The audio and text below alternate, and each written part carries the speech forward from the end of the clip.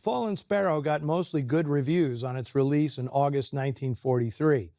Most of the praise went to Garfield's intense performance and the atmosphere of dread conjured by director Richard Wallace and cinematographer Nick Musaraka. This was actually the first A film from RKO that could be called noir. Most of the studio's earlier noirs were B movies, like Stranger on the Third Floor in 1940 and 1941's Lady Scarface, both photographed by Nick Musaraka. The Fallen Sparrow came slightly ahead of the noir wave, which kicked in at RKO the following year with Murder, My Sweet. Screenwriter Warren Duff had a challenge dealing with the complexity of Dorothy Hughes's source novel, but by 1943, he was an old hand at this stuff. He'd been writing in every genre since the early 1930s. He wrote several of Jimmy Cagney's best pictures at Warner Brothers, including the final script of Angels with Dirty Faces. At RKO, he'd become a producer as well, his greatest success coming with the 1947 noir masterpiece Out of the Past. Among his other screenwriting credits are Chicago Deadline, Appointment with Danger, and The Turning Point. Director Richard Wallace, by contrast, had only one other noir on his resume, Framed, a Glenn Ford vehicle made at Columbia in 1947. Wallace started as an editor of two reel comedies for Mack Sennett and Hal Roach before moving into the director's chair in 1926. By 1936, he was one of the founding members of the Screen Directors Guild, which later became the Directors Guild of America. Maureen O'Hara never really played another femme fatale, appearing mainly in the westerns and adventure stories that made her a major star.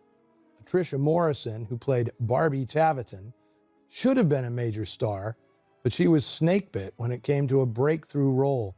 In 1942, she was cast opposite Alan Ladd in Paramount's The Glass Key, until the studio pushed her aside to re-team Ladd with Veronica Lake after This Gun for Hire became a big hit. Morrison had a great role in 1947's Kiss of Death as the wife of Victor Mature. Her shocking rape and suicide were essential to the plot, until the Breen office ordered the entire subplot removed for being too morbid and gruesome. Morrison remains in the film's credits, even though all her scenes were cut. John Garfield would, of course, become synonymous with noir, starring in such classics as The Postman Always Rings Twice, Body and Soul, Force of Evil, The Breaking Point, and He Ran All the Way. In some ways, his role in The Fallen Sparrow was sadly prophetic. Although he was never a communist, Garfield's association with members of the party, especially his wife Robbie, led to his being hounded by the House Un-American Activities Committee. The relentless pressure resulted in Garfield dying of a heart attack in 1952, only 39 years of age. Let me know what you thought of The Fallen Sparrow on the Noir Alley Facebook page or Twitter feed.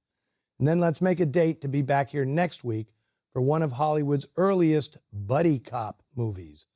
Mark Stevens and Edmund O'Brien play prowl car patrolmen in Between Midnight and Dawn, a perfect Noir Alley title if ever there was one. Until then, see you in the shadows.